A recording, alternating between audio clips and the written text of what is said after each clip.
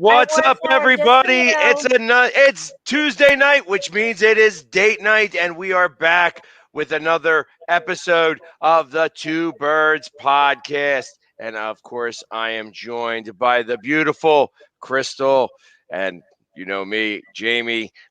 The Love Doctor is in the house. We're gonna get started right away. Yay! Happy How you Tuesday, doing? Jamie. How are you? I'm good. Today's a big anniversary for me today. Oh, really? Should we I just know. jump right on into that one? I mean, today's a big day for me. So Talk about it. I know we've always talked about that we were eventually going to talk about this. I would like to make the disclaimer, though, that if my children are watching, because sometimes they do, you need to turn this one off. Are you gone? Because we just gained 4 people, so I can't tell whether they left or not. So they are probably they don't really log in at 10 o'clock at night, but every once in a while they will pop in or they'll rewatch the podcast. So I would like to make that if you are my children, this is not the one to watch. Turn it off. Mom says no. So have you got that now, kids? Get to chew away. Go do something else. Okay. Yeah, today's a big day for me. So today is what a lot of us women will call the light switch, our light switch day. So today is my 11th anniversary of my light switch day. So anybody that doesn't know what a light switch day is, it's if you were in an abusive domestic violence relationship and you went through that light bulb moment where the flip finally switched and it all made sense and you were finally able to leave, you then call that your light switch day. So today is the 11th anniversary of my light switch day. Congratulations. You made it another year. I made it another year. Not every day is a good day. Some days are struggles. Over the last 11 years, it's been a lot of growing, healing, learning to set boundaries, which is not always easy. And it's definitely been progress along the way. I feel like we're in a really good place now. Our co-parenting situation does not make sense for a lot of people, and I'm okay with that. Not a lot of people understand it. A lot of people want to fix it. This is not one that's going to be fixed. It's just the way it is, and I'm okay with that. We have our boundaries, and we know how to maneuver through those, and we've kind of worked that out. So that's good. But how long did it take to get to that point, though? Okay. Sometimes you're still not there, huh? So 2010,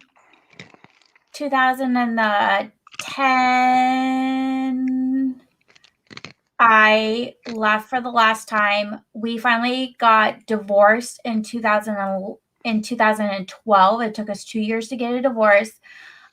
We then went through, I think, about 6 parenting plans, numerous guardian ad litems, 2 parenting coordinators, and then 2 domestic violence focused guardian ad litems for us to be able to get to where we are at today.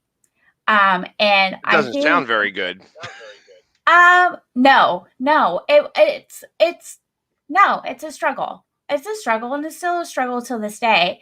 And our last parenting plan got put into place about 3 years ago, where the courts finally took it. We could not decide on anything.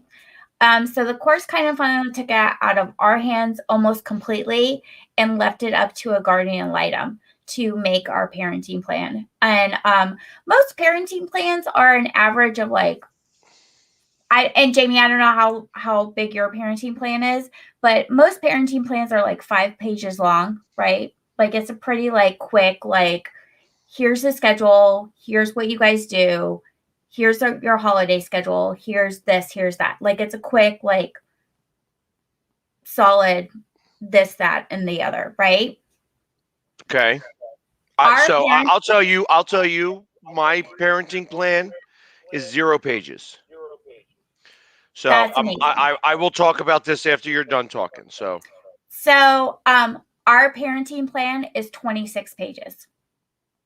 wow, what do you got to say in 26 pages? And how big is the print? Like, is the print like a third of the page? Like, hey, you won't be an asshole. Oh, yeah, you broke that rule already. You know what I mean? So, like, what's on there that's 26 pages long? Because 26 pages seems very excessive to me. It our parenting plan literally breaks down of if one of our children wants to buy a car, who can buy them that car? How is that car bought? If they want to go get a haircut, if they want to dye their hair, if they want to get a tattoo, if uh because Denton plays baseball, it broke down a lot of his baseball and how that was supposed to work out and how we're supposed to communicate about that. It covers drop offs and pickups and how that goes. If we want to withdraw the kids from school during our timeshare, it covers that. If whether we can get out of the car when we pull up to each other's driveways, it covers that. Wow. Mm-hmm. So, I mean, I used to be very pushy to my ex Mm-hmm. with her ex because he was. So his father was a pastor, and so he was part of the church. And in the process of being part of the church, he wound up cheating on her with a 17-year-old girl, and then went cross country on a motorcycle. And in the process of that, like met somebody on christianmingle.com, and then they immediately got married. Not the same girl he was going cross country with on the motorcycle, mind you. This was a different girl. And she became very vindictive of the ex. So, like, where things were somewhat easy, then they started to not become easy. And I was like, you got to go to court. This has got to get taken care of in a very written way. So Yeah. they have like probably 6 or 7 pages. And I tell you what, he really became an asshole. I mean, he wasn't an asshole beforehand, but he No. became an asshole. Especially, well, I don't know if it was him, but I know it was definitely her. She started to Yeah. call the shots, and she just did not want anything to go to her or whatsoever. But like, you know, it really wasn't her say. And in the process, like her ex, she could just stopped it completely. She had 3 kids, one who was, definitely special needs. You know what I mean? And not that's hard work. It's really, really hard work. So, but the father just stopped paying attention. You know what I mean? And in fact, tried to really do things against that family. So, I mean, she had a really hard time, but then to force it on the other side, like you figure maybe she would have learned, and said, this is ugly on this side. Maybe it shouldn't be so ugly over on this side. And it was. You know what I mean? She made it as ugly. So, and it's a shame because even now they still have issues, and she'll talk to me about it because we are very simple. Like it's like, okay, I can't take the kids this weekend. Is it okay if you keep them? I can take them the following weekend. We actually communicate probably better than when we were together. You And guys do. And so I am real happy about that. And I know that there will never ever be a woman that gets in between that. You know what I mean? It's No. like I am never going to make that allow that to happen. It's like I said, I love her. I wish her all the best. I want her to be 100% happy for the rest of her life. It's just never going to be with me, and I get that. You know what I mean? And she kind of wants the same thing for me. So I can appreciate all that stuff. It's just not simple to deal with it in that regards. You know what I mean? It's hard. It is hard. And no, it coming into, especially at our age in dating, coming into relationships and having to deal with that and having to maneuver through that is not easy. But you have to come in with it with an open mind and understand that that other person's number one priority are going to be those kids. Now, are there boundaries that you need to set there that say, okay, my kids are my number one priority, not my ex? That's that those are two different things. Um, but you do need to be able to understand the person coming in, understanding that they have that family dynamic. That is what the kids are used to. You have to be open to either saying, I'm going to maneuver through this so that we can figure this out the best way for all of us to work together, or you can't come in and be like, this is how I want you to do things and this is how it's going to go forward. I know that you guys have done it this way in the past, but because I'm here now, I don't like that, and that's not how this is going to roll. Like, you can't be that girl and you can't be that guy. Right. I agree. I agree. I mean, especially when there's kids involved, because the kids kind of make things much harder all the way around. You cannot. I mean, we broke up. We're exes because I had a really difficult time. Like, we couldn't cohabitate well. Right. And we would yell at each other, and then it would start to filter down to the children, and the children started to become irritable and start yelling and screaming, and it was so. And I grew up in a household like that. I'm Italian, so we would argue until we were done arguing, and then we were over it. You know what I mean? We had Right. to get it all out, and it was done. I don't We have have that. that. I didn't have that here, and it made things a little bit more difficult to try to change all that stuff. And ultimately, it didn't work. It just we were just cut from different cloths, and it's And that's sometimes okay. exactly that's exactly correct. Like it says, it doesn't mean that I love her any less, and it was hard to figure that out because. Like, even when I would say, listen, I love you, you know what I mean? It's like, and it's part of the reason on why you're trying to make things work, because you love the person. You just cannot seem to figure it out. And the harder you fight, the harder you're fighting to push each other away, because ultimately you're angry that it's not working, and you're trying to work it out, and you're getting angry that it's not working, and it's doing is pushing the wedge further in. And you don't want to, like, you're trying your best not to be so angry and so frustrated and so pissed off, but yet it becomes natural, and then Right. it starts to become ugly. Well, and that's where you don't want don't want it to get. So, my daughter, who is now almost 15, she still remembers her and her dad and I being together. She still has memories of that, and none of those memories are good, by the way.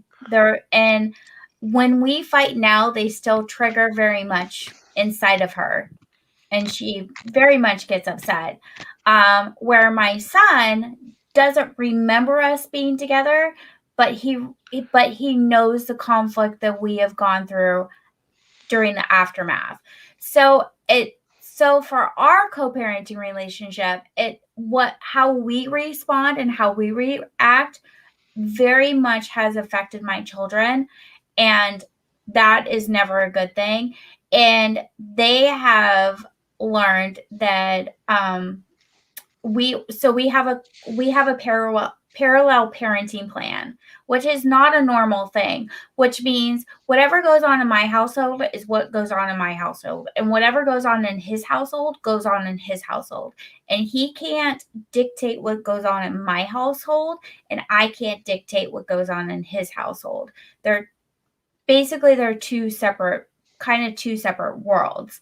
So if I want to put the kids to bed at 10 o'clock and I say 10 o'clock is an appropriate bedtime for you, and he says, no, 9 o'clock is an appropriate bedtime for you for the kids, and I want them to go to bed at 9, he could put them to bed at 9 o'clock at his house, but he can't dictate what time they go to bed at my house. Right. Right. You know what? And that goes as I put up a thing from Dan here, and that's what starts to happen. You start to grow up. You start to evolve as singles and not be so frustrated about the fights that it didn't work. I mean, I tell you, when we broke up, this is going to sound ridiculous now, but when my ex and I broke up, the biggest fight we had afterwards was about cookie trays. Where she came in the house one day and asked me how many cookie trays could she have. Now, I gave her the furniture. I gave her a car. I let her kind of take anything that she wanted to. I, did my best to make sure that she could save up a ton of money. Like I was paying for mostly everything. Things got a little tight. So, I mean, I needed to use a little bit, but she had $20,000 saved up, took all the furniture, took all, like everything out of the house. And then she's coming back in to ask me how many cookie trays she's allowed to take. Truth of the matter is that if she just took the cookie trays, it wouldn't have started a fight, because I'll be honest, I ain't cooking many cookies. I ain't baking many cookies. But because she asked me, I flipped out. I'm like, the one thing I didn't want to do is have a fight about cookie trays. No, you can't have any of the friggin' cookie trays. I don't want you to have any cookie trays. Go get your own cookie trays. You got the car, you got the furniture, you got everything. I'm sitting here on an inflatable couch, literally an inflatable sectional couch. They make them. Yes, it's funny. It's hysterical, but that's what happened. I had an inflatable sectional couch. When somebody was sitting on one side and I went to go sit on the other side, they bounced. It was hysterical. It was funny. But once you get over the anger and the frustration on the fact that it didn't work, which happened very quickly for me. It was like once I realized that I had the first day of the rest of my life now, things started to get better. And I was able to get over it pretty quick. And then and then we have evolved into friends now. Which Like is we are, great. which is probably better than most exes. However, I've never really had problems with any of my exes. I mean, I've had some very volatile relationships, but I've never really had, like, I still am friends with a good amount of my exes. Well, that's good. I mean, that's really good. That's excellent. I think when you are in a whole different realm where you're dealing with a narcissist and an abuser, you don't get those options. Like, I didn't have those options. I didn't go back and ask for cookie trays. Right. Well, you were probably smart about it because you were trying to get away because of it was very abusive. Yes. And she said that I mean, when I think about it, I'm sure that there was some abuse that happened in the relationship due to the fact that we were angry. And there was abuse that like happened probably on both sides. You know what I mean? Wasn't to the point of physical. She smacked me across the face a few times, but it was never anything like physical. I've scared her a few times. I remember one time just where I won't tell the story right now because it takes too long, but the table wound up busting because of a series of events that went against my decisions. Like, hey, I don't want you to do this. Oh, you did this. Well, I don't want you to do this. We did this. I don't want you to do this. I did this. The next thing you know, my kitchen table is broken half long ways. And I don't know how to get out the anger because like it's like all frustration that I walked over to the corner of my room and screamed at the corner, like looking up at the ceiling and screamed at the corner because I didn't know what else to do. And I scared the kids. Like it was It a was bad. bad moment. It was an ugly moment. But like I just didn't know what else to do. I had to get the anger out. I couldn't get out of it. I'm not going to hit anybody. I'm not going to do any of that. But I wasn't going to go outside and look like a raving lunatic. I was just going to do it in my house, and I did. And it's one of those moments. It's not a funny moment. It's a funny story when I tell it the right way. Now, Now, yeah. but it wasn't. And like I says, when I'm telling the quick story, especially as we're talking about exes, this isn't a funny story. It's funny because I can make it funny now because it's Because you can make five, it funny six now. years in the Yeah. book. It's 5, 6 years in the book, and looking back at it, it's like was ridiculous. But it was just also, it's because nobody was listening to me. It's like I'm supposed to be the man of the house here, and every decision I'm making is going against me here. And you're telling me that you're not listening to me. You're purposely not listening to me. And through these series of events, this has happened. And that just made me very angry. And I I don't like to mean, be angry. no. I mean, I don't see you very. Jamie. I don't see you very angry very often. Very, very often. Right. We would not be friends if I saw you angry very often because I don't deal with angry very well. Because when I deal with angry, I shut down because it triggers things inside of me. Right. Now I get excited, and when I mean I get excited, like if I'm having a conversation where that becomes more passionate and even more like involved, where it could seem like I'm yelling. I'm not yelling. I'm just talking louder. You know what I mean? It's a different Yes, type of two thing, two totally different things. you Two know. totally different things.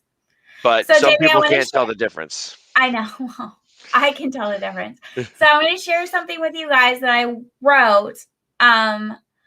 Oh God, I think it was 5 years ago now. Okay. I think it was 5 years ago now.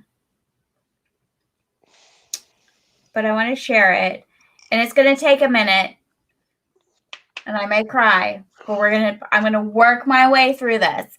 Because Jamie and I have been talking about this for a really long time, right?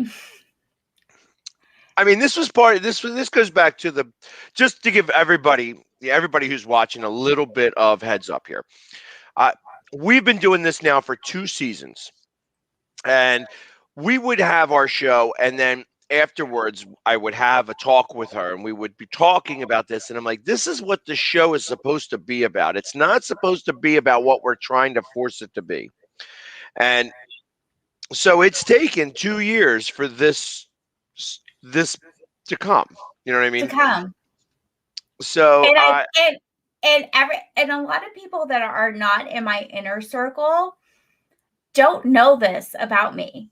Like, because even people that are in my inner circle don't know details because I don't talk about it, but they know the surface story. So, but because today is the 11th anniversary of my light switch moment, I felt like this was the time to talk about it. This was the time to like bring it up and discuss it. And because it's such a heavy topic, and I've had to work through a lot of stuff to get to this point, I think I texted Jamie this morning and I was like, I think today's the day. I think we just need to put it out there and I need to roll with it. I think it's a good time. All right. So I wrote this I think it was about 5 years ago. So, she finally gave up and dropped her fake smile. As she looked in the mirror, she saw all the black and blue marks and bruises that covered her body again. A tear ran down her face, and she said out loud, I can't do this anymore. She was heartbroken, scared, and filled with anxiety. She was worried. Was he really going to kill her this time? She felt weak and had no idea how she was ever going to come up with enough strength to truly walk away for the last time. But she closed her eyes and took a deep breath. She knew she had to get out of there. She knew then that no matter what she did, she could not change his actions. She could only change her own. I don't share my story very much, but my story is one of taking back my life. It's my journey of finding myself, my worth, my strength, and forgiveness. Forgiveness not from just myself, but forgiveness for my abuser as well. This is a story that was the beginning of my journey, the moment of my clarity. I am so lucky and so blessed to have so much support and love by my side. I want to take a moment, again, 11 years later, to say thank you for all those who have been there for me. I could not have had the strength in myself. I could not speak for myself, and you spoke for me. I know looking in the mirror now and seeing the woman that has a voice that is strong and will fight to the end, no matter what the storm brings her way. One that only, one that not only loves herself, but knows what love is for others should not hurt. I am no longer broken or weak, and my smile is no longer fake, but I am a survivor. Very nice. I mean, I feel like that kind of put it all pretty quickly in a page. So thank you for everybody that has been there to support me, to remind me of my strength. Even when I have my moments, I appreciate it. Ones that have not judged me along the way, I appreciate that more. I love you all, especially you, Jamie. Thank you so much because he has picked me up the floor a couple times. So I love you. Thank you guys. Happy anniversary to my light switch moment. If I Woohoo! ever go missing, you know who to find. But I mean, he's moved on too. So just like so, he's got a girlfriend, and you guys can kind of talk now. It's not like it's so ridiculously ugly. I mean, it's probably still We got its figured stuff ugly out. moments.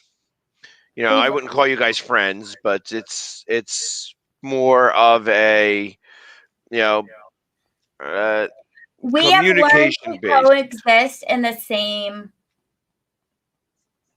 Right, outside bubble. right.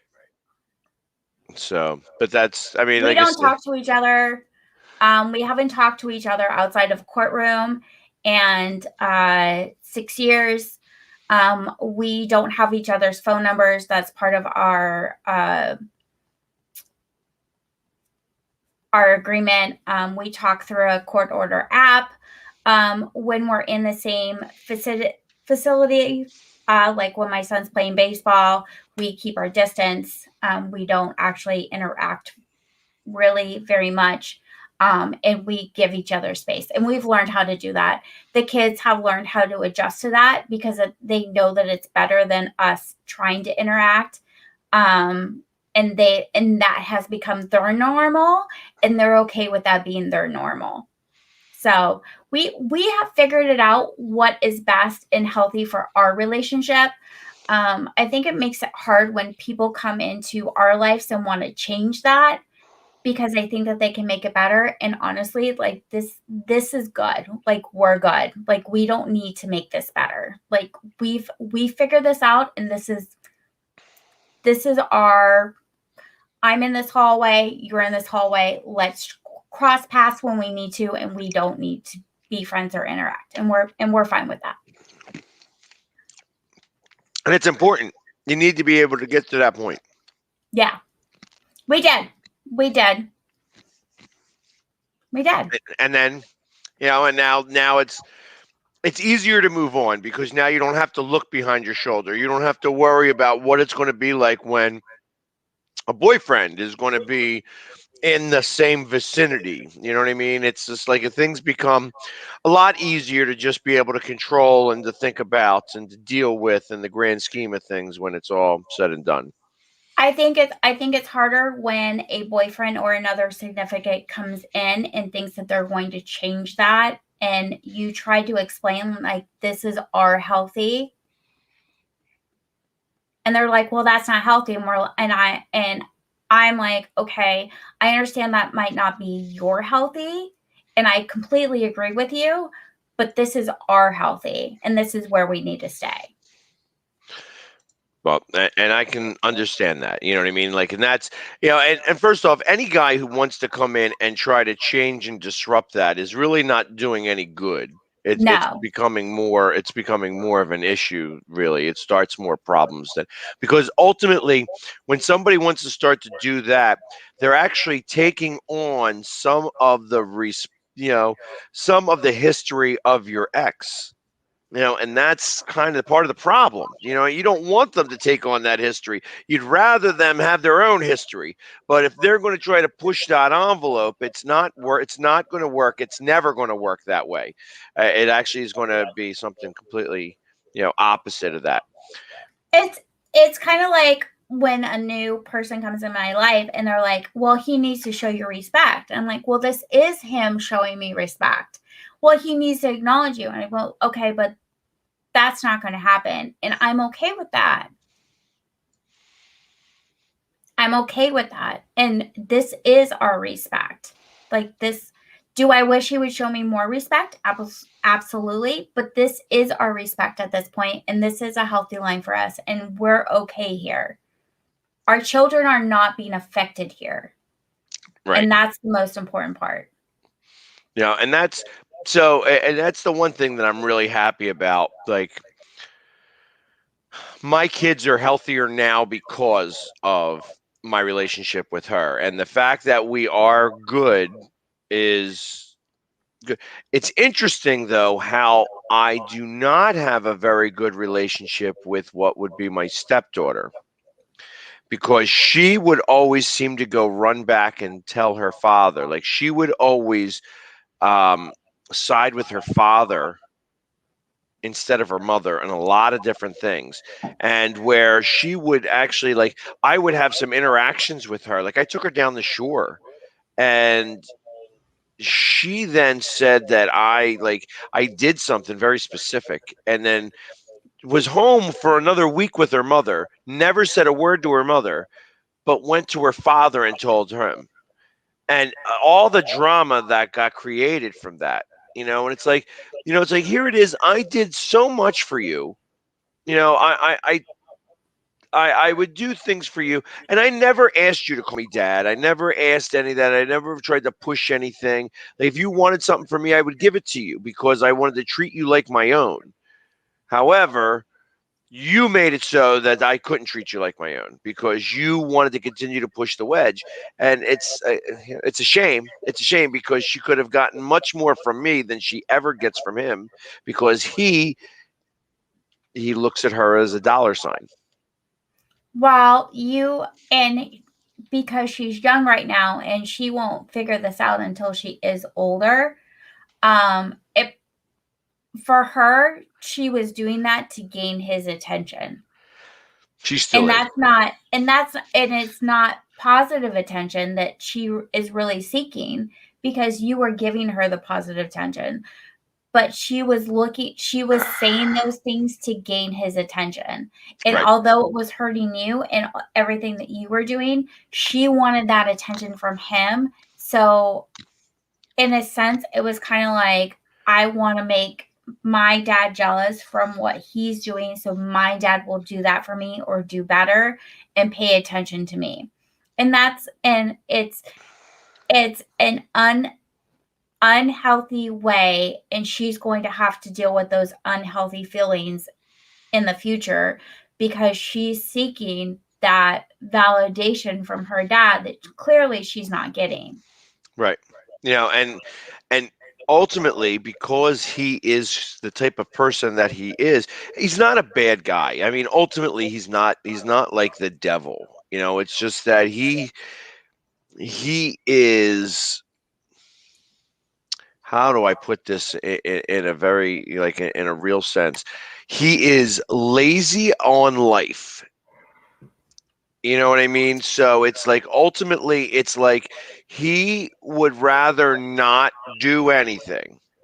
He wants it all to come to him, and then when it comes to him, he'll deal with it as he has to deal with it. But he wants it all to come to him. He wants it all Mhm. to be, his way or no way. And when his Yeah. way become the problem is that his way now is her way, because so now he's got to fight for her, and she wants something ridiculous. He's got to be the one that says, "Well, all right, well, this is the way it's going to be now." You know what I mean? So, and it's I don't know. I just the one thing that I have learned over time is that I can't tell anybody else how to live their life, and I don't want No. anybody to tell me how to live mine. And that's the hard part about doing some of this. You know what I mean? Is that you have to be able to be like, okay, this is what it is, and I deal with it, and now that's how it is. You know what I mean? You went ahead and married somebody that you knew for 3 minutes on Christian Mingle. You know what I mean? I get it. Okay, you now till death do you part, or another 17-year-old girl comes along who finds a little bit of interest in you. Who knows? You know what I mean? It's like there's a lot of different things that come about, but again, I'm not you know who am I to tell you that you're wrong in the way you live your life and I'm right? You know what I mean? Because not like I got it all figured out either. You know what I mean? It's just No, it's not simple. It's not no, simple. it's not simple, and I think that's where, especially for me, that's where the coming to terms with myself and coming to terms with the red flags that I didn't pay attention to and forgiving myself for not noticing those red flags and walking away from the situation and not and and it was a very, very clear moment. It was a very clear moment for me. And a lot of abused women that leave their situation say it is literally like a flip of a switch. Like something all of a sudden just flips in your head and it all makes sense. And I was having an in-home counselor coming to my house. And it was supposed to be a couples therapy, but he, of course, had not shown up for weeks. And I was really upset because there was a whole bunch of stuff going on that had happened. He was angry with me, and he had gotten angry with me the night before, and uh, mostly just to get out of the counseling scenario, which is what I figured out later on. But I looked at her and I was like, I don't understand why he doesn't want to be here. He doesn't want to make this work. He doesn't love me enough to be here. And she just looked at me and she said, you do realize that you can't change no matter what you do, no matter what you do, no matter how hard you try, no matter if you do this, if you do this, if you do this, if you cross off all those check marks for him, if he doesn't want to change, he's not going to change. The only thing that you can do is change the way that you react to him. And if you don't want to be treated like this anymore, then you need to change the way that you act. And it doesn't mean that you respond with the same behavior that he's giving to you. You respond with healthy behavior. And if he's not going to respond with healthy behavior back to you, then you know where you stand and you know you need to walk away. Right. And that ultimately it's the last thing that you have left. You know what I mean? It's like you're like, okay, he's not going to do this. It's funny because you always hear about couples going through therapy, Yeah. and I laughed about it myself when we suggested it, but I was like, all right, let's go do it. And I felt like so like we got a therapist who was a guy, and I tell you, I liked having a guy because I felt that he understood where the hell I was coming from. He took my words and said kind of more what I meant than what I'm saying because Yeah. I'm a poor communicator when it comes to stuff like that. So when you start talking about okay, this is like I have a problem with this, and I'm not exactly sure why I got the problem with this. It just makes me angry, and it's like it's like I would say certain things. I would say in our relationship, like I would say all the time that we were lazy, that our relationship was lazy.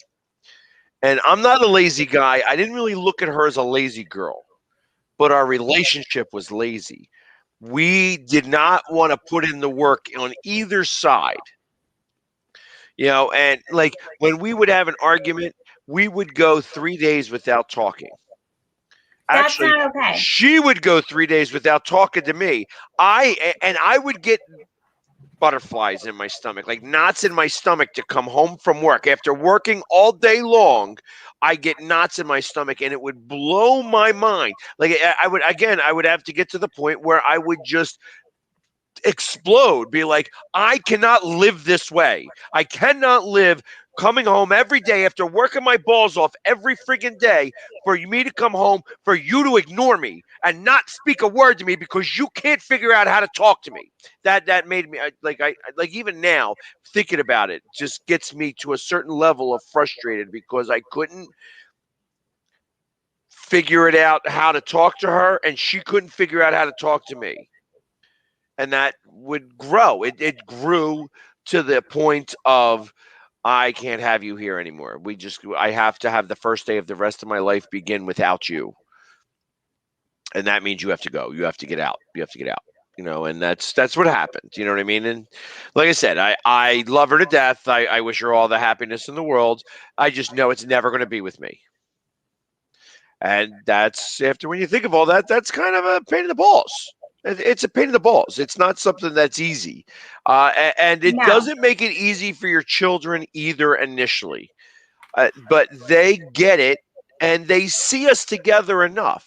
Like we still do family vacations together, Yes, you guys where do. and it's like, okay, I'm going down the shore and I'm taking her and the kids and her mother. Like I still I still call her mother mom. You know what I mean? I talk to her, their sister and her siblings still. You know what I mean? I am still close with the family. I because we're still family. Well, that's good. I may not be with their daughter, their sister, or whoever she is to all the family, but it's still the family. And I kind of always felt that way. You know what I mean? It's just like, all right, this is what it is, and it sucks sometimes, but it's life. This is life, and life sucks sometimes. You I got mean, you grow up. You evolve. right. And most people should grow up and most people should evolve, and our in our situation we've just evolved in different scenarios now. When we go to travel ball and there is a team dinner, and my son is it's my ex-husband's weekend, I'm not going to attend that team dinner. If it's my weekend with my son and he's not going to attend that team dinner, because he we both know that it's not healthy for us to sit down and try to have dinner together. It never turns out good. And the only one that affects is our son. And our son then says, "No, no, no, like I don't want to go. Like I'm okay." Because he knows it's going to be awkward. He knows it's going to be awkward for everybody else around him. He knows it's going to be awkward for us, and he doesn't want to be put in that position. So we've just figured out different healthy boundaries that we just have to follow. And then, like I said, that's good. But it's interesting that even at a young age, he understood. Mm-hmm. And that's the thing that it becomes. It's like, okay, this is part of what it is, and it's like I said, I Because wish that it was easier. he's seen us be vital. He's seen us yelling and screaming at each other. He's seen his dad get aggressive with me. He sees how it affects me. He sees how it affects his sister. He sees how it affects his dad. He sees how it affects everybody else around us and the consequences that happen because of that. Like he doesn't want he would rather just not go. Right. and it's funny that he knows it well enough to be able to say that, like, okay, this is, Mhm. I don't want to go. I I would just I rather, not put you or him through this, Mhm. because I know that it's a tense situation. And to be honest, I mean, kids get it. Kids get it. They are a lot more resilient and a lot smarter. They know what's going on. Like I said, my kids knew, and my daughter was a little bit harder. Like, my son understood. My son understood sooner than my daughter did. My daughter thought that we would get back together again. And it took her a couple years to kind of figure it out. And ultimately she now has, we still spend the holidays together. We still spend all that stuff. We just live in different homes now. You know what I mean? And that's and and that's that's okay. okay. And that's okay. That's okay. That's your guys' norm. That's Yeah. your norm. And I think my biggest thing out of all of this and talking about it is is every co-parenting different situation has a different norm. And for the outsiders looking in, don't come in and judge other people's normal. Let our normal be our normal and don't try to change. If our normal is working for us, don't try to change our normal. We're good. We Right. figured it out. Exactly. That's exactly correct. So listen, I've been putting the thing up here all, for a lot of time here. If you would like to chime in and talk about your ex, the link is there on in there. Unfortunately, on TikTok, if you want to come on, you'd have to come on to our YouTube channel. The link is in my bio. Uh, but if Hello, you TikTok world. if you want to come on and talk about your ex, and just have a story to tell, I'd be more than happy to hear it. In the meantime, while we're doing that, I did grab some TikToks for this week. So, I love your TikToks. I and did not send you any TikToks this week, so these are all Jamie's TikToks. these are all my TikToks, and I got a lot of them. A lot of them talk about exes, but a couple of them do, and I'm going to try to start off with them first. But And I'm sorry, guys. That's why I put on my TikTok that this was for 21 and older, and that it was not a sports. It was the Two Birds podcast. So I do something of stuff other than sports sometimes, guys. I'm sorry, but here we're gonna start off. We're gonna start off with my main girl, Jen. My girl, Jen. I love Jen. Jen is a dating maven of TikTok. She's the ginger on Tinder. I Uh, love Jen. uh, So this is one of my favorite topics, and I was going back and forth with my girlfriend Alexis on Saturday or whatever day it was. We both had been experiencing the same things at different times with men, and so here's what it is: men, when they start to become uninterested, and there can be a multitude of reasons. Maybe there's someone else that they want to talk to. Maybe they got back with an ex. Maybe you're just boring. Maybe you lost your luster, right? And it can be hard to communicate those things to a woman. And I understand that. But here's the thing. Particularly when you're over the age of 40, you really need to pull your head out of your ass. Don't sit here and tell us that you'll protect the home and, destroy anyone that comes in here to get us, or, fight a guy in a bar who grabbed our ass when you can't even communicate. The days of one-word answers and slowly backing off until, we suddenly get the hint, those are over, you guys. Grow a set. This is how you separate the boys from the men. TikTok. So yeah, and see, like I said, I had to talk to TikTok because TikTok, like, what did everybody freeze? Like, it's because you guys aren't seeing the video. Like I said, Jen is got a ton of videos, and you're going to see a lot of Jen. But I that one, love Jen. that one kind of spoke some. You know what I mean? It was like, okay, that actually makes some sense. It's like, hey, get your head out of your ass. You guys can't communicate well enough to just say that you're done in the relationship.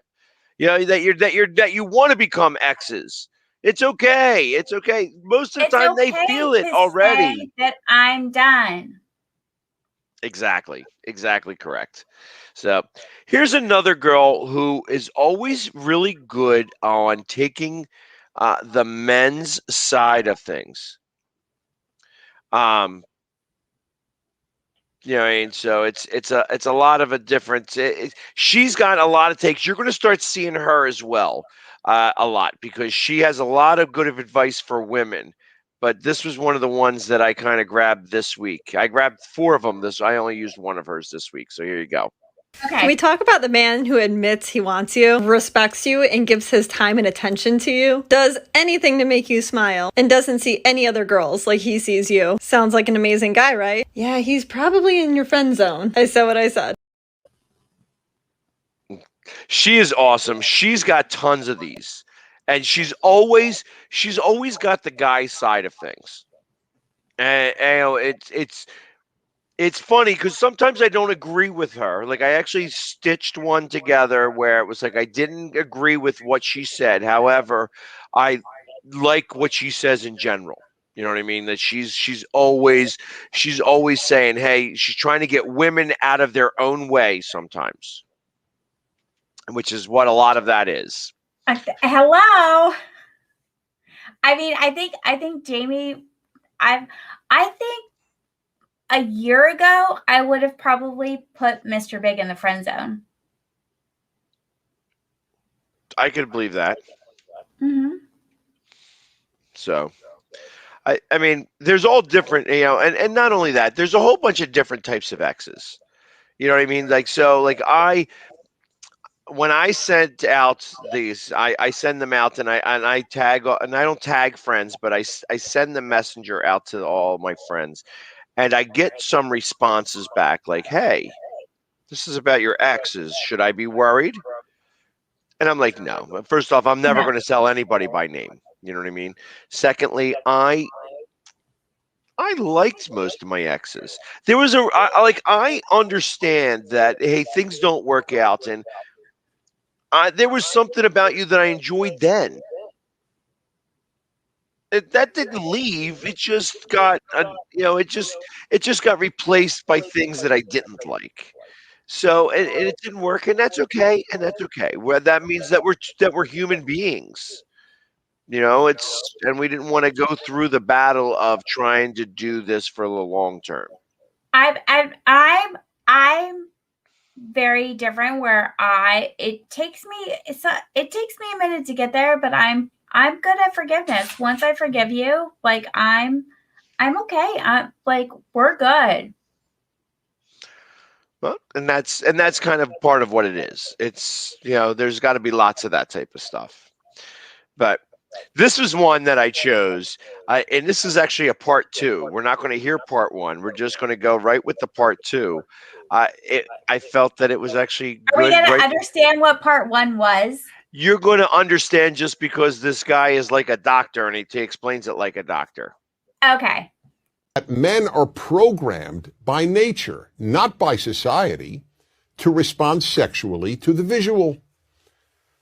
This is an area in which men are so different from women that it's probably impossible. No, not probably, just outright impossible for a woman to truly understand.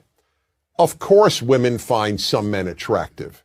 And of course, a woman can have an intense reaction to seeing a very appealing man. But there's still no comparison. The visual alone arouses men. It takes far more to arouse a woman than seeing naked men. If that's all it took, most husbands would walk around the house naked whenever possible, or at least every time they wanted sex. And the average heterosexual man is excited countless times a day simply by seeing women in person, on billboards, in magazines, on television, and even in his imagination. Can I respond in 2 different ways to this? Sure can. 1, you can't have the impossible without it being possible. It's not possible.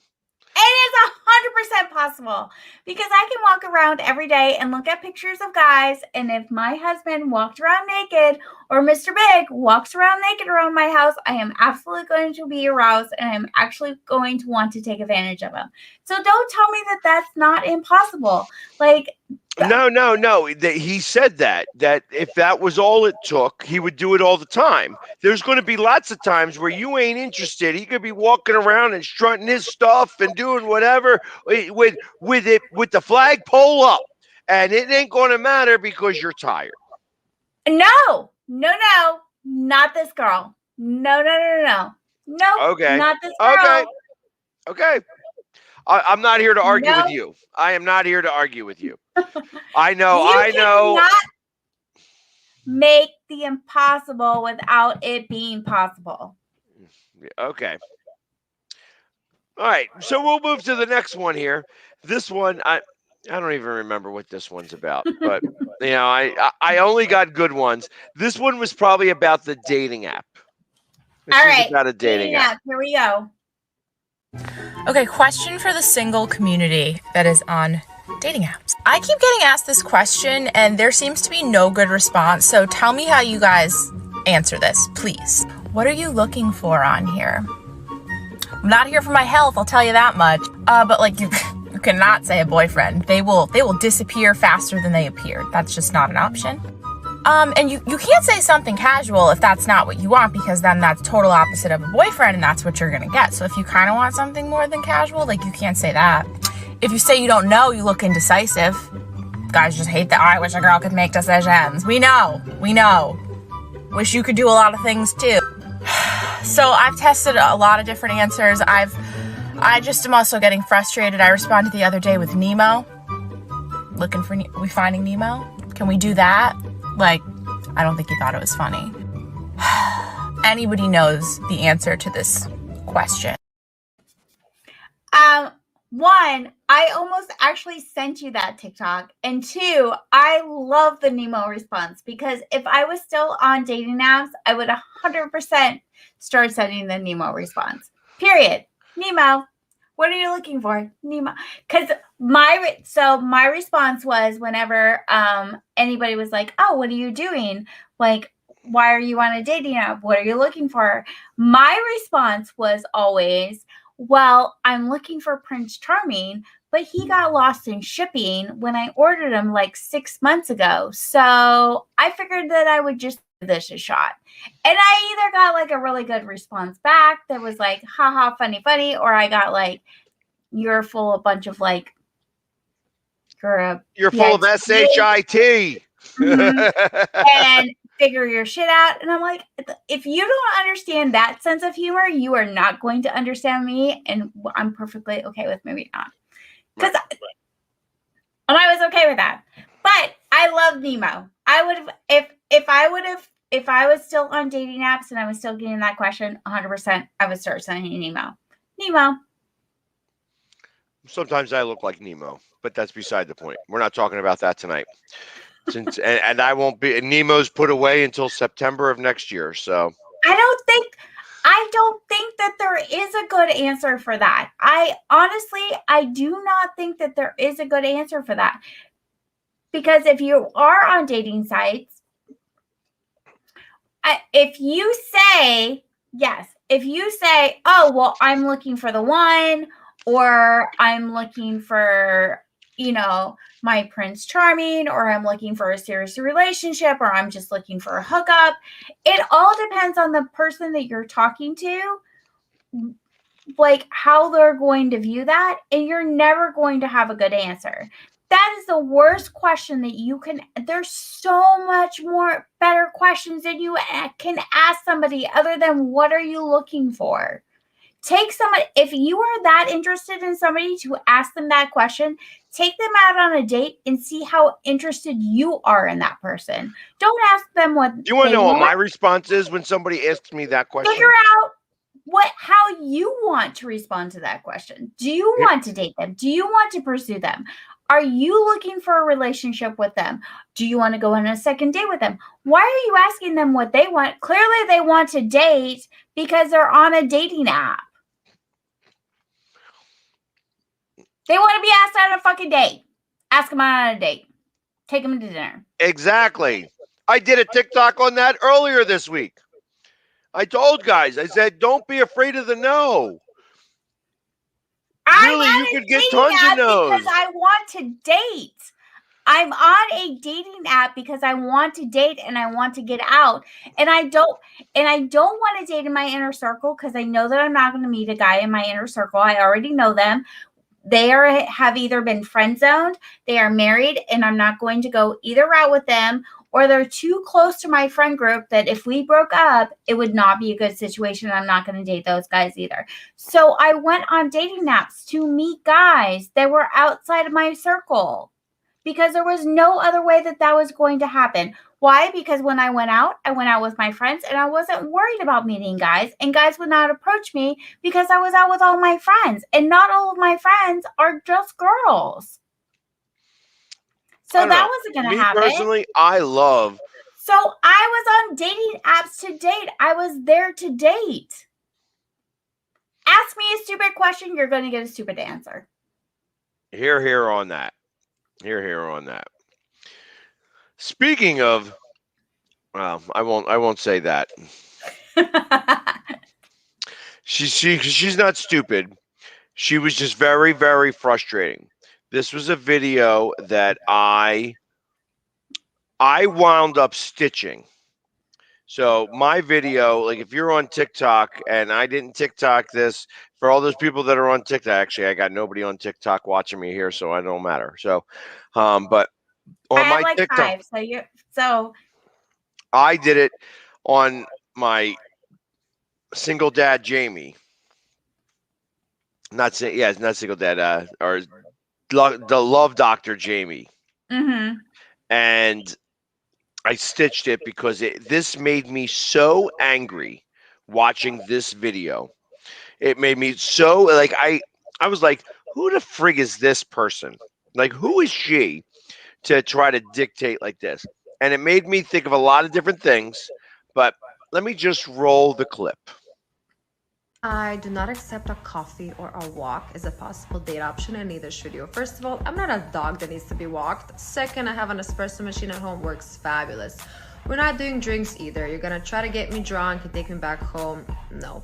We are doing dinner. You're gonna pick me up. We're gonna come to the restaurant. We're gonna see your table manners. We're gonna see what you order. We're gonna see, do you hold your chopsticks correctly? We're just gonna, study you a bit. Okay, so dinner it is. I watched that. I watched that video. And can I ask a question first? Sure. Do you know where she's from? I got to assume California. Okay. Or Florida. One or the other. She's definitely not from Florida. No? You don't think that's a Miami look? It's a Miami look, but if she lives in Miami now, she was not originally from Miami. No, she had a European style to her. Like she had a level of snootiness that went above and beyond. She responded to my video. I love it. When I did it, because she said, I'm not a dog that needs to be walked. And I started off my video as, I don't know, you're sure acting like a bitch. You know what I mean? Like that was exactly how I started. And she goes, "Oh, you seem like a sweet man." And I'm like, you would never know, because I look at dinner as way too formal a first date. Mm-hmm. I want to get to know somebody. I don't need to take you out for drinks. I don't need to go walking with your coffee, but that's kind of the thing that we're talking about. You want to come study me. If you want to come study me, watch me work. Come figure that out. We're not in study hall here. You ain't trying to figure me out. So whether I'm going to be good enough, if I'm going to be okay, like if that's how you got to do things, obviously you're a gold digger, and that's great. You know what I mean? Because you've got a certain level of standards that maybe I'm not going to meet. And ultimately, the fact that I'm not going to take you out to dinner to begin with may show that. You know what I mean? But ultimately, I'm not going to play that game. There are a lot of ways that you could find out about each other. Not all of them got to mean that you're going to be handling me as we could go do a ton of different things. Different things. And by the way, and if I'm going out to dinner with somebody on a first date, like I want to go get crabs. Because I want to see if the girl's going to be able to be like all dainty with the crab, or if she's going to get herself dirty. because that's what I want somebody who's not afraid, who's going to be like, you know what? I got a little something on my shirt. That's okay. It's going to come out. If it doesn't come out, I'll get another one. You know what I mean? Like that's what I'm talking about. I'm not talking about somebody who's going to sit there. I don't know how to even use chopsticks. If we're gonna go have sushi, I'm picking it up, I'm dumping it in the soy sauce, I'm taking my finger, I'm smearing some of that green stuff on it, getting that pink stuff on top of that, and throwing it in my mouth. Now what? And by the way, ladies, Jamie is a fabulous, fabulous, fabulous date planner. Fabulous. He's excellent. He is on point. Like, men, if you ever want like good advice about what to do on a date, DM Jamie because he's got the best ideas. He's so good. He is on point with his date ideas. Amazing. And out of the box, which most girls absolutely love. It's not like let's Actually, go to the drink, girls do not let's love go that. to dinner. Girls do not love that. Oh, yes, we do. Yes, we do. You have just picked the wrong girls. That's possible. I mean, that is absolutely possible. But all right, there, dummy. I got dummies all the time. Anyways, Hi, dummies. yeah, the dummies on TikTok. So I did grab a couple more. To be honest, there's the one who I know that she's like a dating thing. I'm not exactly sure what it is. Oh, this is the girl dating older men. Hi, Bells. So I have a dating older men, and then I have one that I thought was ridiculous. So here's the dating older men. It's not very long. Okay, dating older men and why it's better. They know where the clit is. Take care of you. Play games. Straight up, direct, and uber confident. Not to mention the life advice and helping you with issues that they struggled with in their 20s. That's why she likes dating older men. It sounded to me like, hey, they actually care about trying to make you. I think she's just dating the wrong guys. I don't think that could very well be. There was a lot of different things that I read into that. I don't think it has to do with dating older or younger. I just think that she's dating the wrong guy. She's dating, a lot of wrong guys, I can imagine. A lot of wrong guys, clearly. But I mean, it is what it is. Last one. Hey! I don't know if this is appropriate or not, but I got it anyways. Oh, Lord, here we go. So semen doesn't just contain sperm. It also contains a host of neurohormones that are feel good and can raise your mood. It includes serotonin, oxytocin, cortisol, even a little melatonin to help the ladies sleep. A recent study published in the Archives of Sexual Behavior found that women who engaged in sex frequently and never ever used condoms had fewer depressive symptoms than those that always used condoms. In fact, the really sexually active women, the ones who are kind of even promiscuous, who used condoms 100% of the time, they had the same amount of depressive symptoms as women who never had sex. Of course, this is no reason to pull off the condoms. You should not be having sex without protection unless you're in a monogamous relationship. Both people have been tested for STDs, and you don't mind a little baby showing up, because otherwise, pulling off the condoms is dumb. I have a question for you. Can I have all your sperm so I can have all the serotonin and then I will never go into a deep depression?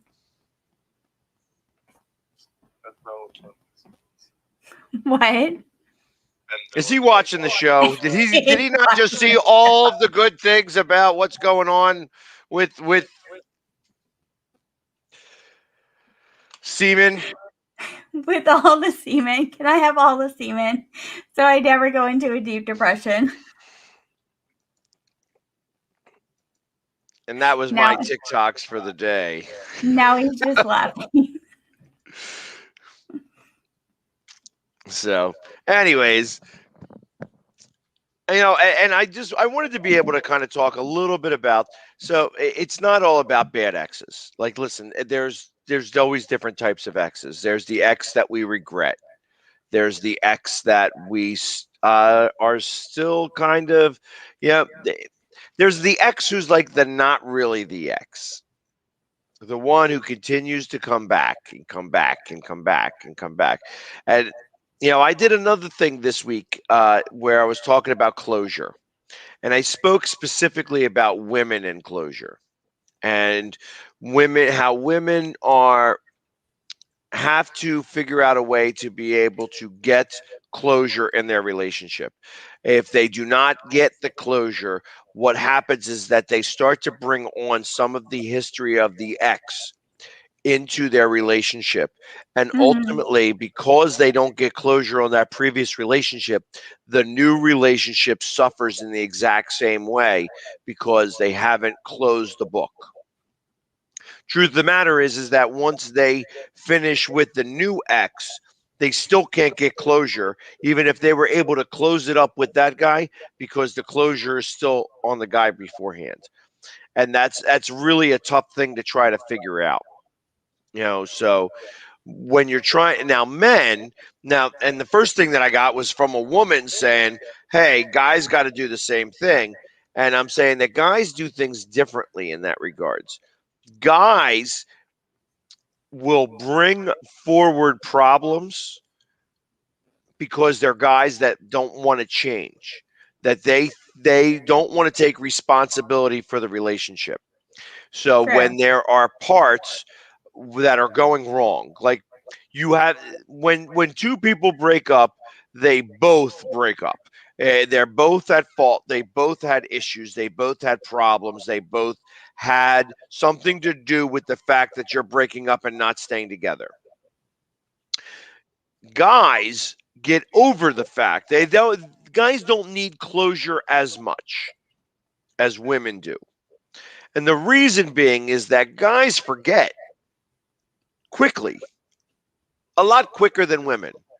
So I was always a firm believer that it takes just about as much time to break up, to get over a woman, for a woman to get over a guy that it takes for the relationship.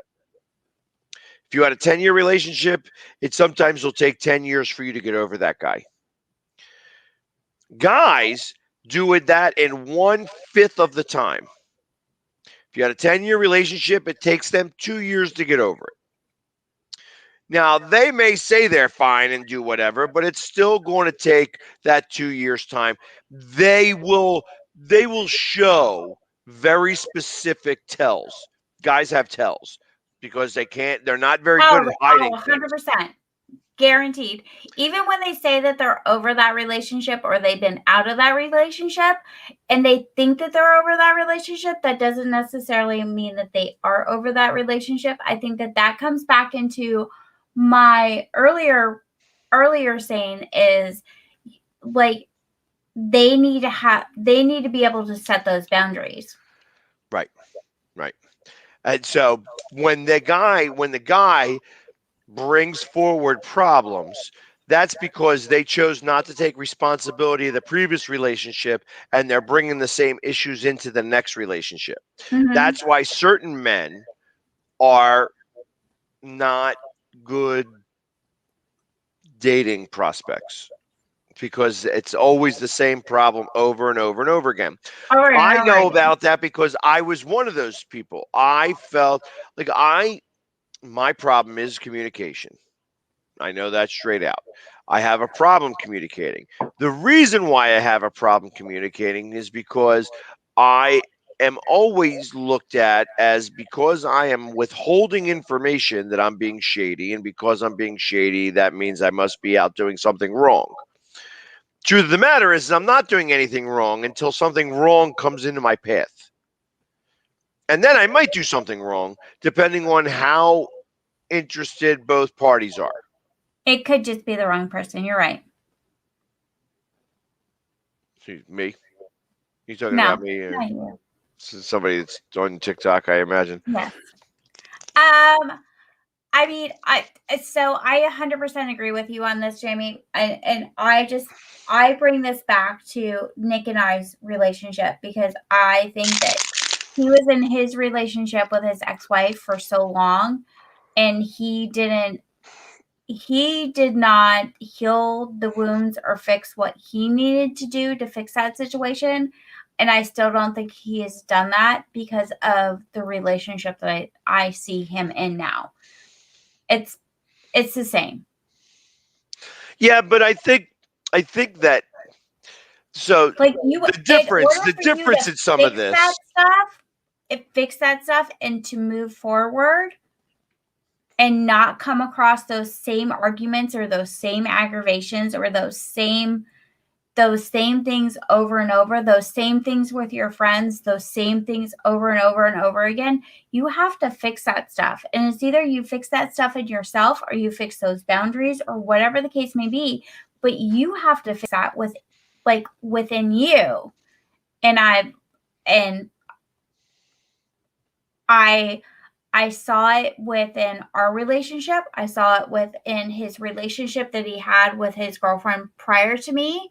I saw it with his ex-wife, and I saw it within his relationship that he had after me, and then his other relationship that he had after me, and he's still having the same problems. But that doesn't mean he didn't like you. I think it just means that No, I don't think it has anything to do with me. I think it has to do with the fact that there's issues that he needs to fix. There's issues within himself that he has to fix, and he's not dealing with those. He hasn't dealt with those issues since he divorced his ex-wife. They haven't figured all that shit out. yeah, but all right. See, now, as I think about this as a guy, and I think about kind of where I have evolved to and where I've evolved from. Mm-hmm. And then I try to walk a mile in somebody else's shoes. I look at it as my thought on Nick, personally, is that he never really understood exactly what he wants. No. Like I think that he liked a lot about you, and I think that he liked a lot about other things that you did, other qualities that you didn't have, and he was unable to work it out mentally that you weren't going to be half of that. And as much as he tried to force you into being the other half, he wasn't able to do so. Now, is there problems that he had involved with that? We're all guys. We all have problems. You know what I mean? It's not anything like that in that regard. We're basically saying the same thing, Jamie. But I felt that, like I said, I feel like that he needs to just realize what it is that he wants. And it took me a long time. Hey, listen, when I left my ex, I had to literally make a list on what made me happy. And once you get through all the, because you gotta lie to yourself sometimes too. And I sat there and I was like, all right, the birth of my child was a beautiful experience twice. Mm-hmm. I got to put that on the list. You know what? I remember the birth of my children, and it was something that made me really happy. I wouldn't say that it was life changing. You know what I mean? Well, no. Let me change that. It was very life changing, but the moment was sort of underwhelming for me because I didn't pop the kid out. You know what I mean? It's a whole different scenario for a woman. You know what I mean? It's so I'm not taking away from the birth. I'm just saying that No. I don't think when I think You're about that, done. when I think about that, I was very excited for my child to be out. I was like, yeah, I can't wait till you're 10 years old and I can play ball with you. And my kid don't play ball. So, you know what I mean? It's like, those are the types of things that I think about a little bit. And like once you got beyond all that, I had to figure out kind of like, okay, now what is it that makes me happy? And that's how I became the Philly sports guy. But beyond that, it was also like, what makes me happy in life in general? Yeah. That's why I love dating. That's why I started a dating podcast. I enjoy dating. I find it hysterical. I find it incredibly exciting and fun for me. I love it. And that's why I said, my dating life is a shit show. Truth of the matter is, it's not a shit show. It actually No, is good. Like it's people good. It's people like just to good date for me. Jamie. Jamie loves it.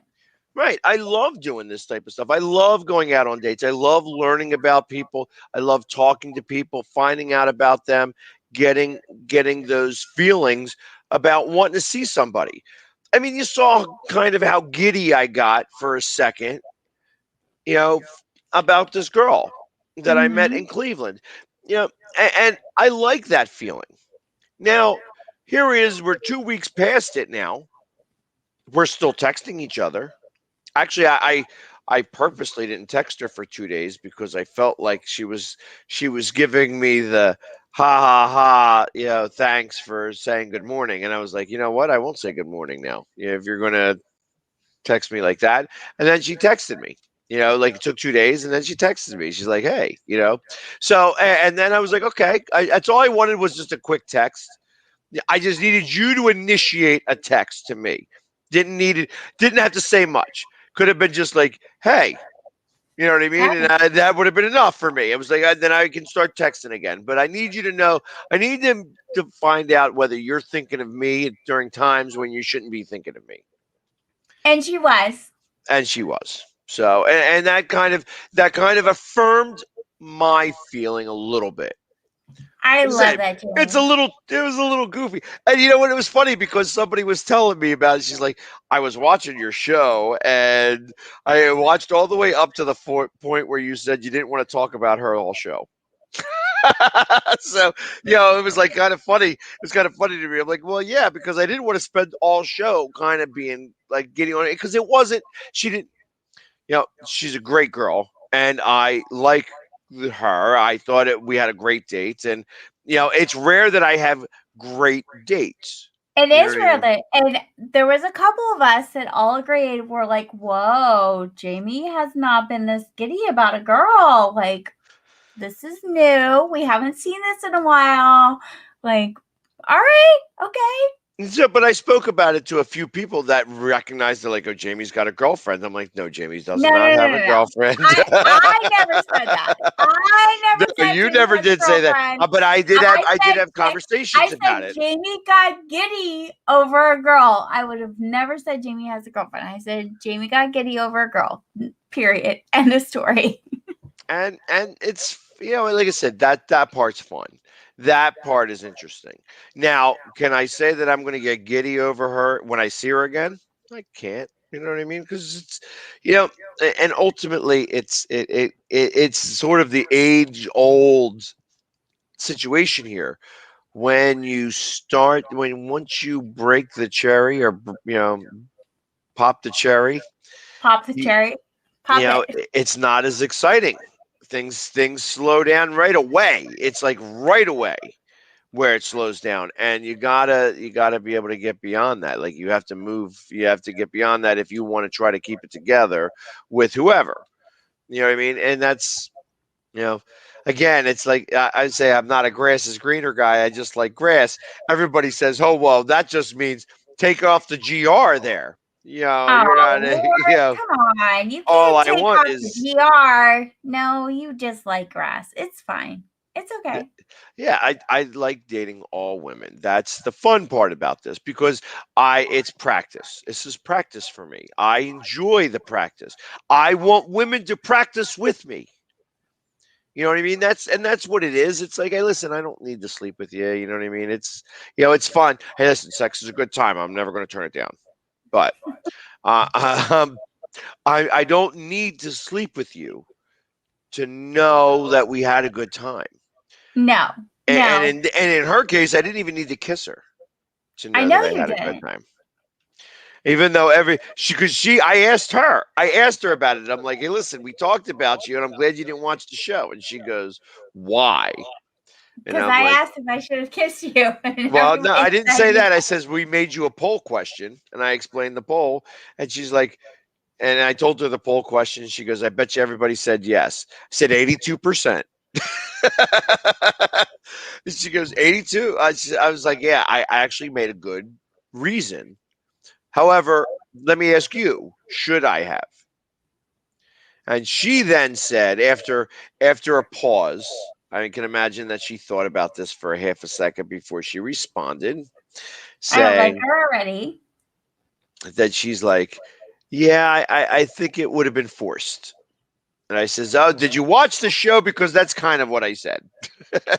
She goes, no, I was too busy doing whatever. And I'm like, yeah, I was only kidding about that. But truth of the matter is that I thought that it could have possibly ruined a really good time. And I don't want something that I know that I can do very well happen at an airport. Like I said, had I wanted to make a move, I should have made it move sooner. And I agree with that. I agree with that. Shouldn't have been at the airport. So if there is a next time, don't wait for the last minute because that's kind of awkward. But if there's a next time, it's not going to be a last minute because she's going to be here.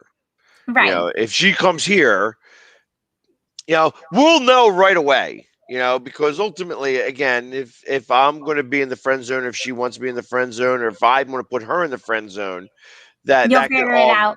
yeah, that could all figure out right away. That doesn't necessarily mean anything one way or another. But like I said, that's the fun part. That's the fun part about dating.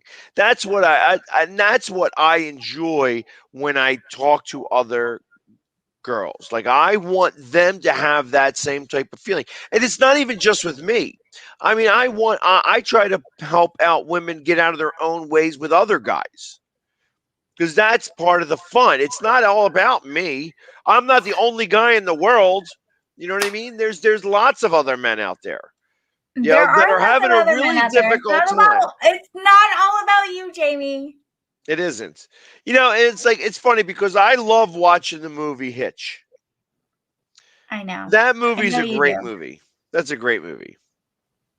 And there's a lot of things in there that make a lot of sense for a lot of things.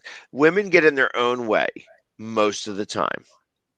The emotion of looking at somebody stops them from talking to somebody. And just that part alone may be the inhibitor to keep them away from somebody who could be the love of their life. And those types of walls that come built up very quickly can't get broken down by just normal means. Like I said, I'm not afraid to go up and get the no. I'm not afraid to go up and say, hey, what's going on with you? You know what I mean? And then you could be like, get away from me, clown. And I'm like, okay. Are you sure? You know what I mean? Like I said. I think that that's a good note to wrap this around because we need more people to fill out our application so we can match people up. See, as we were talking about that, let me switch this up. I know. Switch it up. Switch it up because we need more people in the same area because we have a lot of people in different areas. We need more people in the same area so we can switch it up. We can make a match. We want to make a match, but you got to go on and fill out the application for us. You have to go on, fill out the application, fill out the form. It doesn't take long. I promise you, it's not complicated. But we want to match you guys up in cities so that you guys are not far away from each other. Before I get chosen for the show Survivor. Because if I go on the show Survivor, I'm not going to be able to do this podcast. So we're trying to get people worked out faster than that. And then I'm stuck with Sean. So figure it out, buttercups. Exactly. So, and anyways, hey, listen, we're coming on our 90-minute stop here. So I know we are. It's and like I said, it's fun when we're like I said, when you said that we wanted to talk about exes, and I put that out there, and all of my like 3 or 4 of my exes like, should I be worried? I'm like, what do you got to worry about? Come on, we still talk. What are you worrying about? You know what I mean? Like, obviously, what am I going to badmouth you now and stuff like that? You see my home, behind me here. It's a beautiful home. I love your home behind you. Yeah, exactly. It's just so beautiful. It's gorgeous. I made that fireplace myself. Can you want to come down and make my fireplace now? You're gonna light me up, Buttercup. Yeah, here you go. Yeah, Not really. exactly. I'm sure that's where the boyfriend's like, what? He's used to me saying Mr. Big's watching.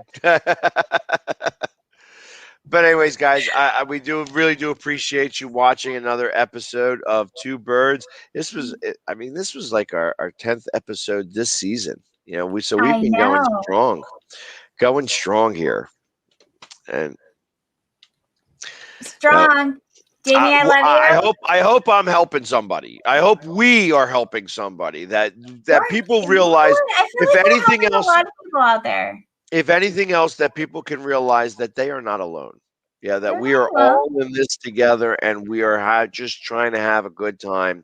We're not here for a long time, but we're here for a good time. So, all right, I am out. Peace out. I love you, Jamie. I love you all. Thank you all for your love and support. Appreciate it. Good night, everybody. Make sure that you fill out the form. We want to connect with people. Let's go. Until next week, we are Two Birds. Good night. See ya. Good night.